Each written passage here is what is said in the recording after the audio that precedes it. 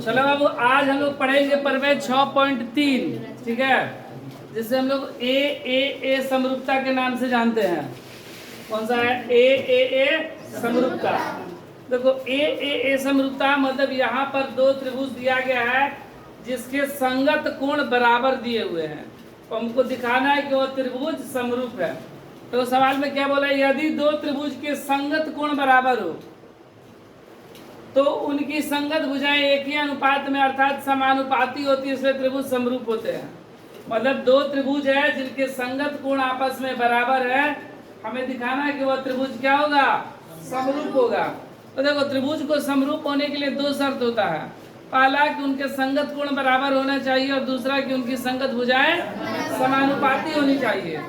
ठीक है, पहला संगत कोण बराबर है, दूसरा संगत भुजाएं समानुपाती।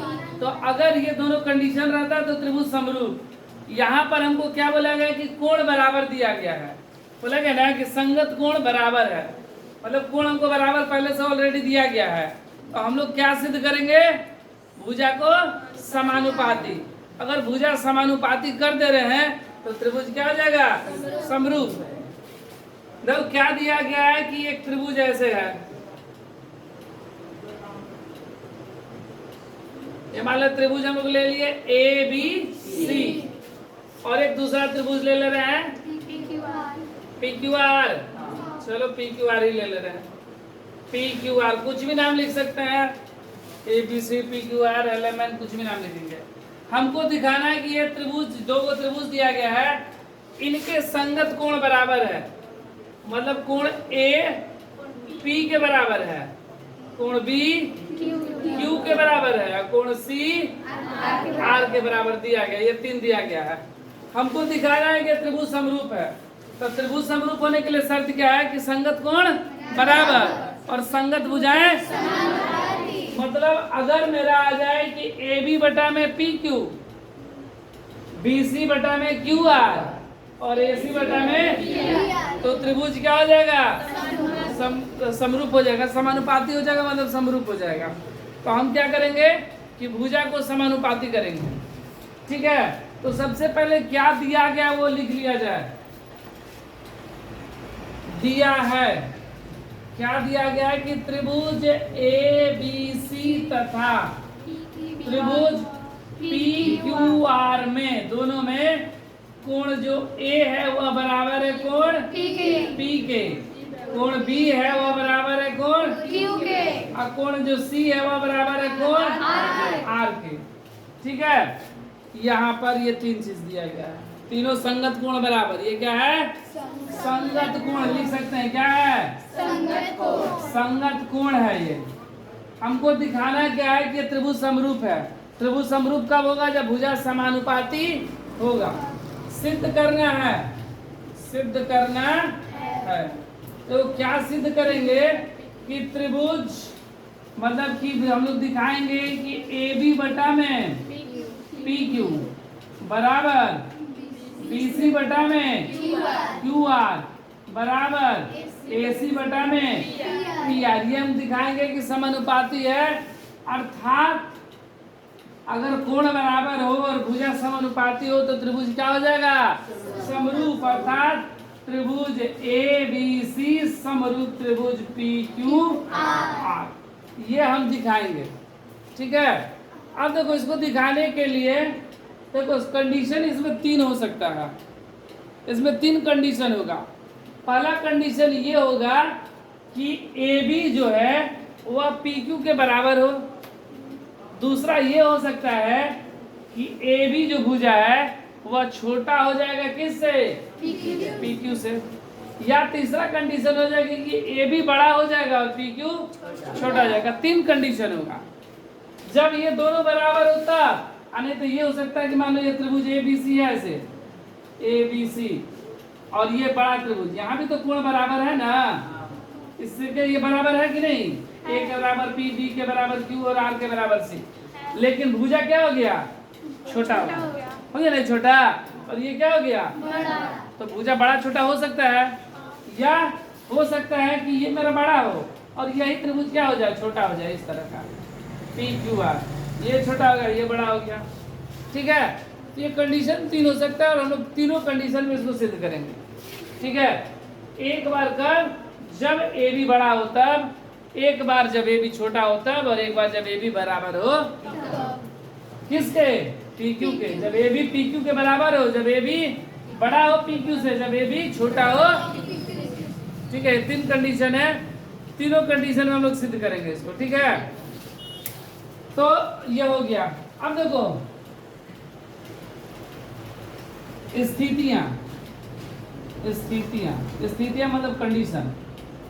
स्थितियां पहला, जब ए बी बराबर पी क्यू, ए बी बराबर पी क्यू तथा ए सी बराबर पी आर। ठीक है, ए बी बड़ा है पी क्यू के, सॉरी ए बी बराबर है पी क्यू का और ए सी भी बराबर है पी आर। हो सकता है ना, कोण हमको बराबर दिया गया, भुजा नहीं ना बोला गया था कि बराबर है। हम लोग मान लिया कि एक बार भुजा क्या हो गया, बराबर हो गया।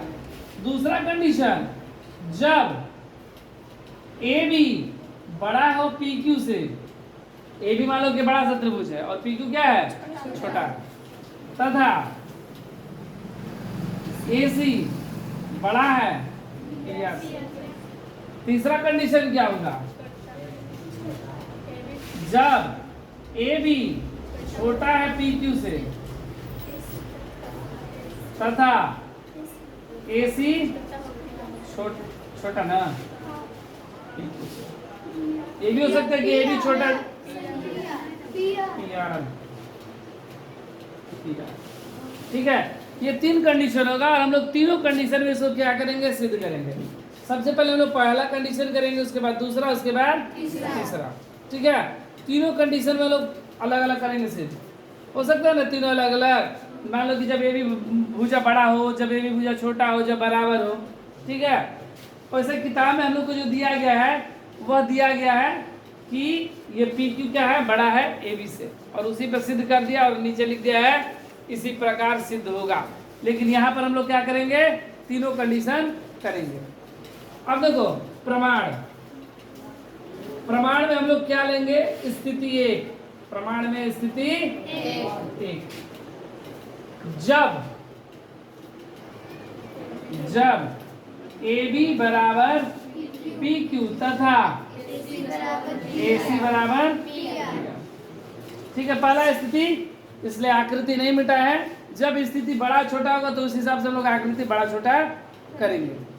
ठीक है, तो पहला स्थिति जब ये क्या है, बराबर है, तो दोनों त्रिभुज में देख लो, त्रिभुज ए बी सी, त्रिभुज ए बी सी तथा त्रिभुज, चलो यहाँ पर नहीं, यहाँ पर लिख देंगे।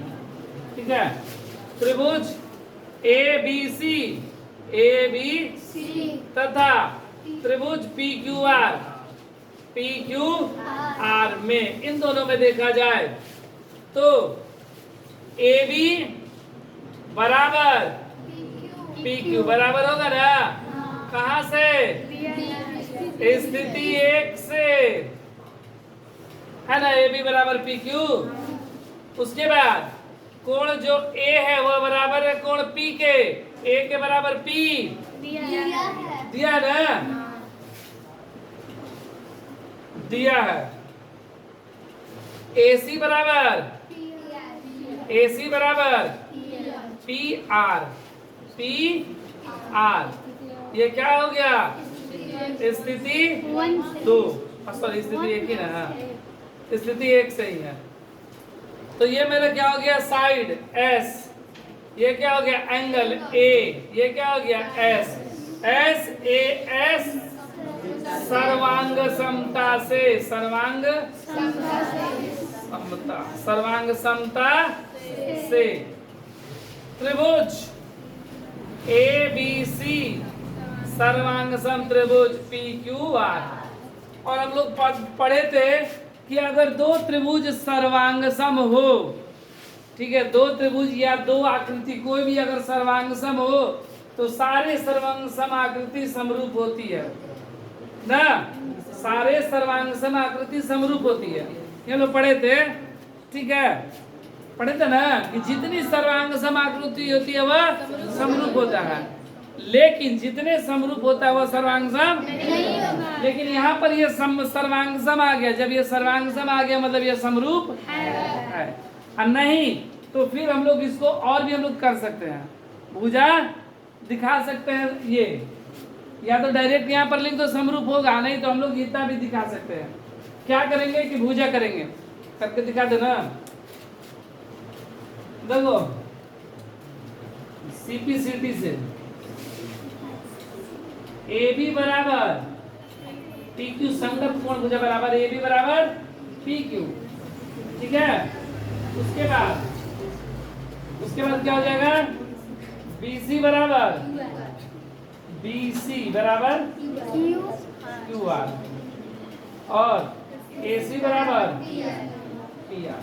और चलो डायरेक्ट यहाँ पर लिख देते सिद्ध हो जाता, कोई दिक्कत नहीं था, लेकिन फिर भी हम दिखा दे रहे हैं।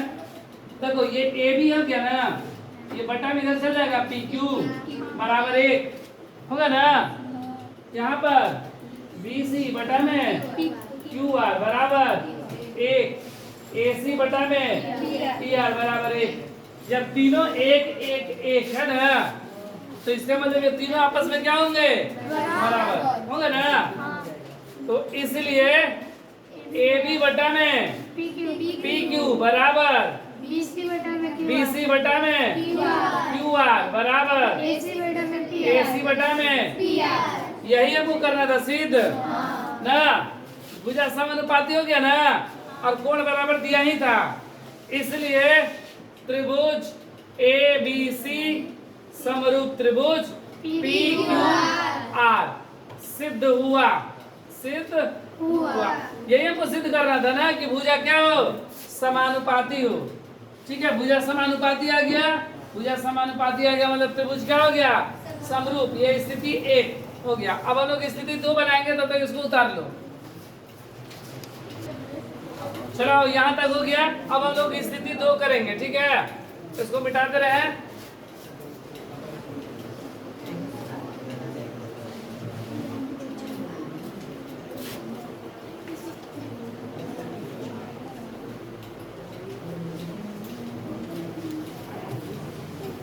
देखो अब क्या हो गया, एक त्रिभुज हो गया ABC, एक त्रिभुज है ना, और क्या नाम लिखे थे एक त्रिभुज,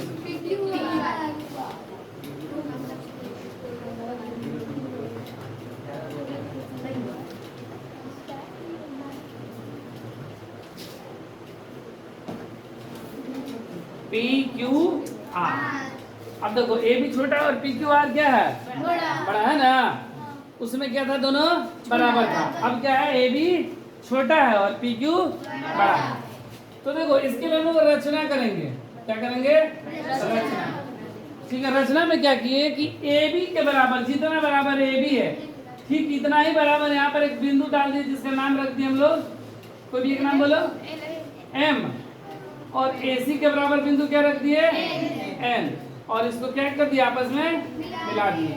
अब AB है और किसके बराबर हो गया, PM के, और AC किसके बराबर हो गया, PM के, ठीक है। रचना में लिखेंगे त्रिभुज PQR में, त्रिभुज PQR में PQ रेखा पर बिंदु M तथा PR रेखा पर बिंदु N इस प्रकार लिया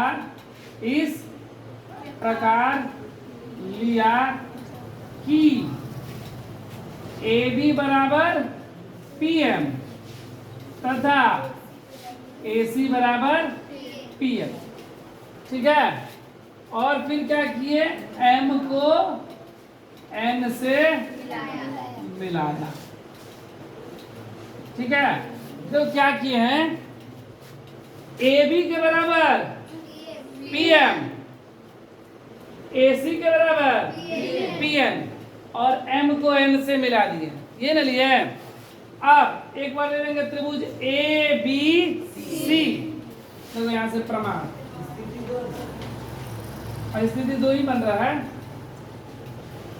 प्रमाण में त्रिभुज ए बी सी, त्रिभुज ए बी सी तथा त्रिभुज पी एम एन में, इन दोनों को हम लोग क्या करेंगे, सर्वांग सम करेंगे। तो कैसे होगा, ठीक है ना। ए बी बराबर पी एम, कहां से, रचना से, ठीक है। चलो नहीं दिखाई दे रहा है, यहां पर लिख दे रहा है। चलो प्रमाण ही यहां से कर दे रहे हैं। प्रमाण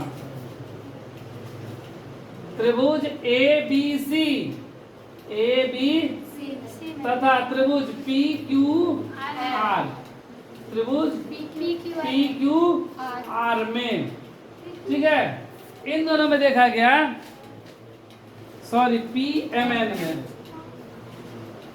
पी एम एन में ए बी सी और पी एम एन, इन दोनों में देखा गया तो ए बी बराबर क्या, पी एम, कहां से, रचना से।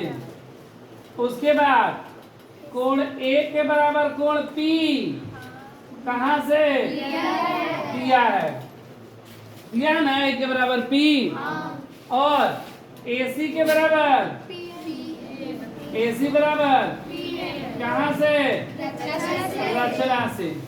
तो क्या हो गया, एस ए एस सर्वांग समता से, सर्वांग समता से त्रिभुज क्या हो गया, सर्वांग सम। त्रिभुज ए बी सी सर्वांग सम त्रिभुज पी एम एन, सर्वांग सम ना। अब त्रिभुज सर्वांग सम तो उनके सभी संगत कोण बराबर और संगत भुजाएं भी बराबर बाई सीपीसीटी से ना। तो इसलिए सीपीसीटी से क्या हो जाएगा कि कोण जो बी है वह बराबर हो जाएगा कोण एम के। देखो बी एम के है ना, और सी जो हो जाएगा वो किसके बराबर हो जाएगा, एम, ठीक है। अब देखो क्या है, इसको ले लो,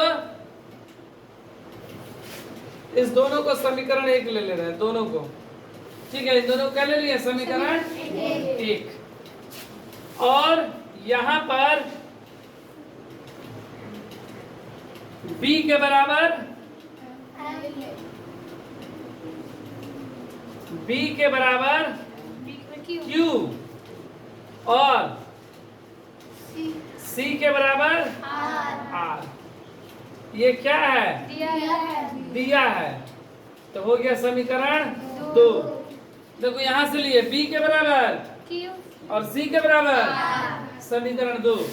अब समीकरण एक तथा दो से, देखो समीकरण एक तथा दो से क्या हो गया कि बोल रहा है कि b किसके बराबर है, m के। यहाँ पर b किसके बराबर बोल रहा है, इसका मतलब हो गया कि m q के बराबर हुआ कि नहीं।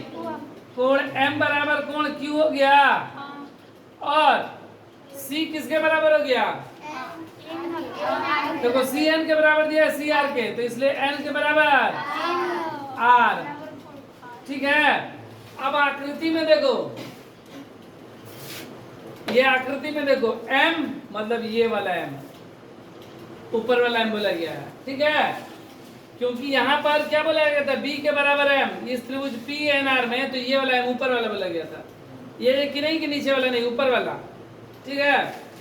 m किसके बराबर, q के बराबर, n किसके बराबर, r के बराबर, ठीक है। तो देखो हम लोग पढ़े थे पिछले क्लास में कि अगर दो रेखा, ध्यान दो, अगर दो रेखा है, ठीक है, अगर उसको कोई एक रेखा ऐसे काटती है, अगर उनके संगत कोण बराबर हो तो रेखाएं समानांतर होती है ना, पढ़े थे ना कि दो अगर रेखा को अगर कोई रेखा काटती है तो जो 8 को कोण बना, अगर समानांतर रेखा रहता है तो 8 को कोण बनता है, तो उनमें संगत कोण बराबर होती है, ठीक है, अंत एकांतर कोण बराबर, बाह्य एकांतर कोण बराबर। तो जब ये दोनों अगर समानांतर है तो संगत कोण बराबर है। ठीक इसी का उल्टा, अगर संगत कोण बराबर हो तो रेखा समानांतर। तो ये देखा जाए तो ये क्या है, संगत कोण है, ठीक है, संगत कोण है, इसलिए mn समानांतर क्या हो जाएगा, PQ। देखो ये ऐसे बना ना, और उसी तरह ये अगर बना तो ये भी बराबर, ये त्रिभुज की तरह बन गया ना, तो ये जब बराबर हो गया, ये इसके बराबर, ये इसके बराबर, मतलब mn समानांतर QR, ठीक है।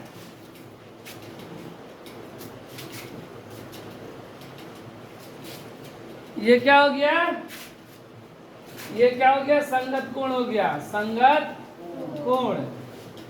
इसलिए mn समानांतर QR हो गया, mn समानांतर QR, ये इसके समानांतर, कहीं दिक्कत, समानांतर हो गया ना, क्योंकि ये कोण आपस में क्या है, बराबर है। जब बराबर रहता है तो रेखाएं क्या होगी, समानांतर, ठीक है। अब देखो हम लोग पढ़े थे थेल्स का विलोम, कि अगर किसी त्रिभुज में किसी भुजा के समानांतर कोई रेखा रहती है तो उनके भुजाएं आपस में समानुपाती होती है। थेल्स का विलोम क्या कहता है कि अगर किसी त्रिभुज में किसी भुजा के समानांतर कोई रेखा खींचे तो विलोम नहीं है, थेल्स है, थेल्स है। यदि किसी त्रिभुज में किसी भुजा के समानांतर कोई रेखा खींचे तो संगत मतलब अन्य दो भुजाएं समान अनुपात में विभाजित होती है, थेल्स प्रमेय से।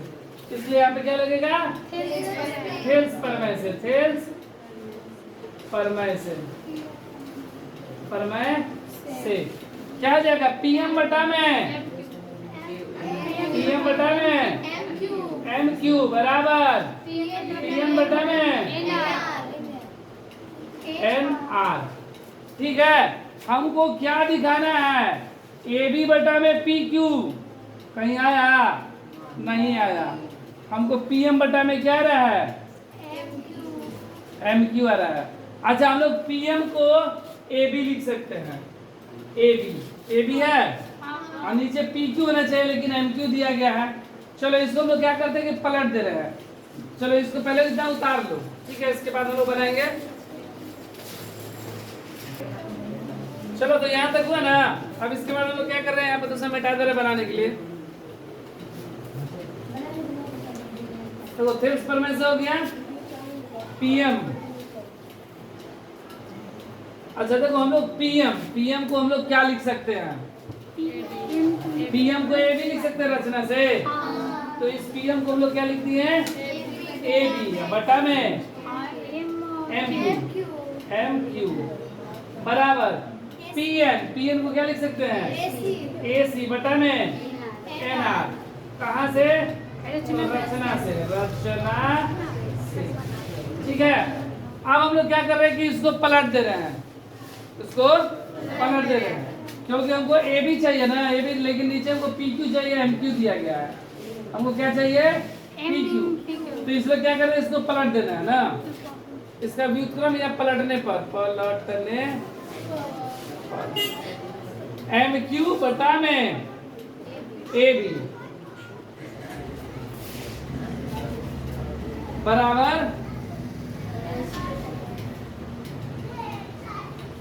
NR बटा में AC। MQ कहाँ पर है, MQ वहां पर है, AB इसमें कहाँ है, इसमें का AB है ना,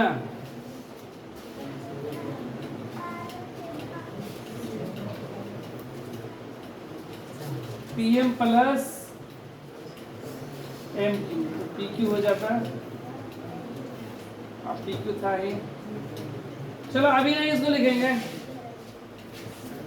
अभी ये सही नहीं है, ये ठीक है ना, इसको इतना ही रहने दे रहे हैं, PM प्लस MQ, दोनों तरफ एक जोड़ने पर, दोनों तरफ एक जोड़ने पर, एक जोड़ने पर। तो देखो मेरा क्या है, PM बटा में MQ प्लस 1 बराबर पीएन बटा में NR plus 1। MQ लघुत्तम PM plus MQ, PM plus MQ बराबर NR लघुत्तम हो गया PM प्लस NR। अच्छा आकृति में देखो PM प्लस MQ दोनों को जोड़ेंगे तो क्या हो जाएगा, PQ बटा में MQ बराबर PM प्लस NR जोड़ देंगे तो क्या हो जाएगा, PR बटा में NR। हमको क्या लाना था, इसको अब क्या कर देंगे, MQ को हम लोग क्या लिख सकते हैं, MQ को कुछ नहीं लिखेंगे, PM को लिख सकते थे ना, ये भी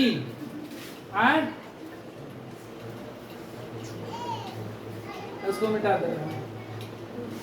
मेरा क्या आया, PQ बटा में MQ।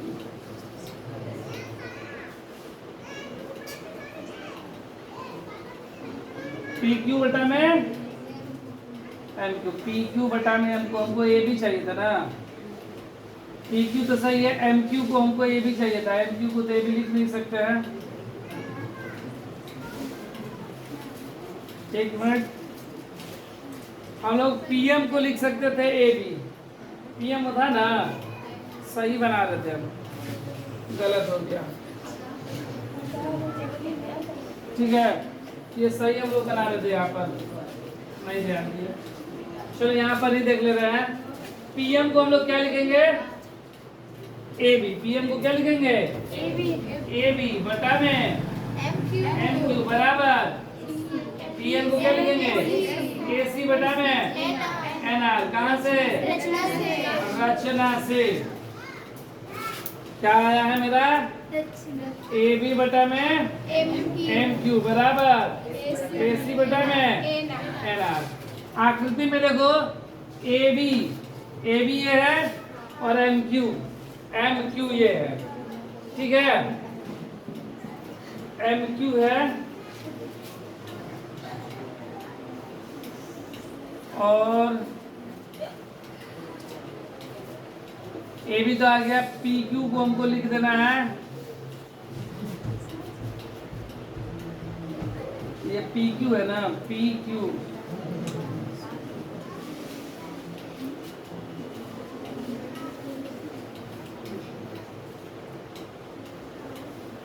AB उसमें का है, MQ इसमें का है, तो दोनों को जोड़ेंगे तो होगा नहीं,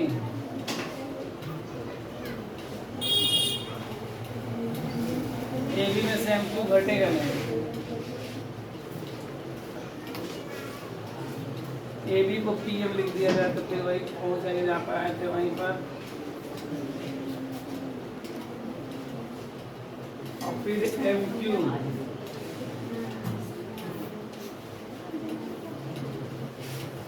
AB को PM, AB को PM, और हमको भुजा समानुपाती आना चाहिए, इतना आना चाहिए, AB बटा में PQ आना चाहिए, AB बटा मेरे क्या रहा है, MQ आ रहा है, MQ को PQ, MQ को हम लोग PQ कैसे लिखेंगे, दोनों बराबर है नहीं,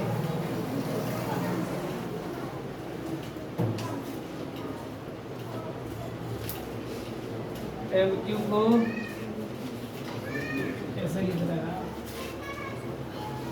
इसको इतना ही रहने दिया जाए, इसको बाद में चेंज करेंगे हम लोग, फिलहाल अभी इतना ही रहने दे रहा है, इसको हम लोग पलट देंगे तो MPM PM कोई भी, हाँ इसको पलट देना, ठीक है, पलटने पर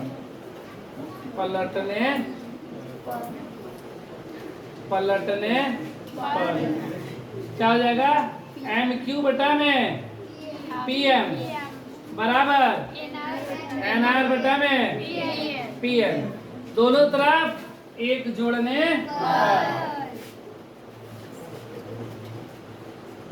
दोनों तरफ एक जोड़ने पर, एक जोड़ने पर। तो देखो एम क्यूब बटा में पी एम प्लस 1 बराबर एन आर बटा में पी एन प्लस 1। ठीक है, लघुत्तम कितना पी एम, यहाँ पर क्या हो गया M cube plus P M, यहाँ पर P N N R plus P N. अब देखो एम क्यू दिखाई दे रहा है और पी एम, दोनों को जोड़ देंगे तो क्या आ जाएगा पी क्यू, पी बटा में पी एम, है ना। और फिर एन आर, सॉरी क्या है एन आर ना, N R plus P N जोड़ेंगे तो क्या आ जाएगा पी आर, पी आर बटा में पी एन, पी एन। ठीक है, अब देखो हम लोग इसको लिख सकते हैं क्या,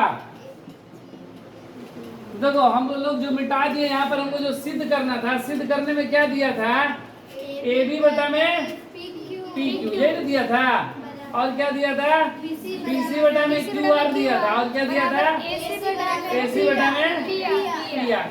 ये हमको सिद्ध करना है, यही हमको सिद्ध करना है। ठीक है, ये दिया गया है, हम मिटा दिए इसलिए फिर से यहाँ पर लिख दिया। अब देखो यहाँ पर इसको फिर हम लोग पलट दे रहे हैं। ठीक है, पलटने पर तो पीएम ऊपर चला गया और नीचे क्या आ गया पी क्यू। उसी तरह ये पीएम क्या चला गया ऊपर और पी आर नीचे। ठीक है, अब देखो यहाँ पर हम लोग पीएम को ए बी लिख सकते हैं। पीएम को ए बी कहाँ से रचना से। उसी तरह पीएम को हम लोग क्या लिख सकते हैं ए सी, रचना से है ना यहाँ पर। तो पीएम को हम लोग क्या लिख दिए ए बी बटा में पी क्यू बराबर ए सी बटा में पी आर। कहाँ से लिखे हैं रचना से। ध्यान दो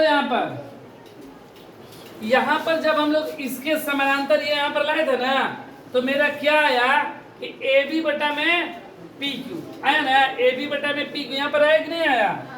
कब जब हम लोग क्या किए कि इसके बराबर ऐसे खींचे और इसके समानांतर हुआ, तब मेरा क्या आया ए बी बटा में पी क्यू आ गया है और ए सी बटा में पी आर। ठीक है, लेकिन हमको क्या लाना था ए बी बटा में पी क्यू और ए सी बटा में हमको बी सी बटा में क्यू आर भी लाना है ना। ये तो आया नहीं ना आया है। तो इसके लिए अगर क्या करे कि जैसे ये हमको यहाँ पर इसके बराबर ऐसे खींचे थे ना, इसके समानांतर लाए, अगर हम लोग क्या कर दे ये ऐसे कर दे तो ये भी आ जाएगा मेरा। ठीक है, तो उतना हम लोग नहीं करेंगे, सिर्फ लिख देंगे कि इसी प्रकार। ठीक है, इसको मिटा दे रहे हैं क्योंकि ये तो सवाल में ही दिया गया है।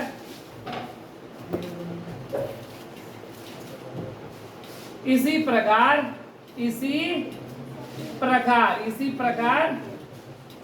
क्या हो जाएगा ए बी बटा में पी क्यू बराबर ए सी बटा में पी आर बराबर हो गया ना। ए बी बटा में पी क्यू, ए सी बटा में पी आर, और क्या बचा मेरा बी सी बटा में क्यू आर। इसी प्रकार ये क्या हो जाएगा तीनों आ जाएगा।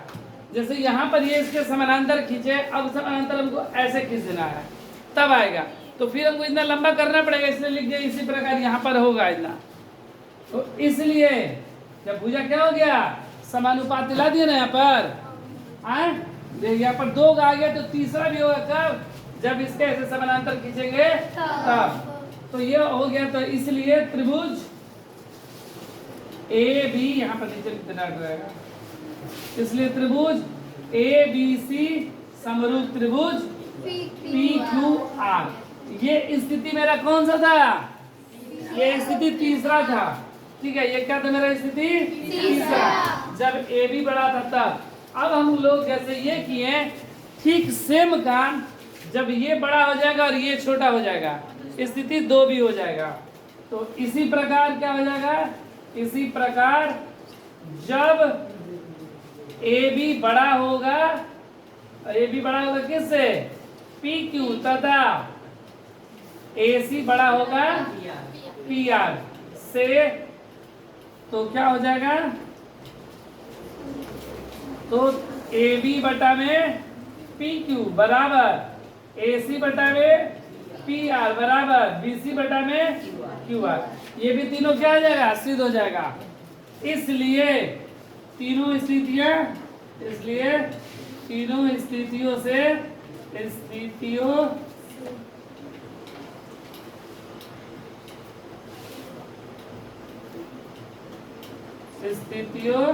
से त्रिभुज ए बी सी समरूप त्रिभुज पी क्यू आर सिद्ध हुआ। इसलिए तीनों स्थिति से क्या हो गया, सिद्ध हो गया। बस ये लिख देना था इसी प्रकार जब ऐसा रहेगा तब, क्योंकि देखो जब ये छोटा था तब, अब क्या करेंगे, इसको बड़ा करेंगे, इसके बराबर इसमें रचना करेंगे, जो रचना इसमें किए थे वो रचना इसमें करेंगे, फिर मेरा वही प्रोसेस आएगा। तो इसलिए लिख दिया इसी प्रकार ये भी होगा।